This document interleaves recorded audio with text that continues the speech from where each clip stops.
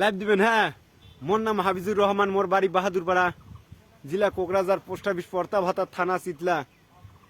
আজকে আমি বাহাদুরপাড়ার, আমি হাফিজুর হয়ে আমি একটা কথা বলি, আমার এই রাশেদুল ভাইয়ের গাড়িত সবাই মিলে মা বোন চড়বেন। এটি আমার ফেসবুকত দিয়ে দিবে, ইয়ের নাম্বারটা ওটি ফেসবুকত কি করা থাকবে আর কি।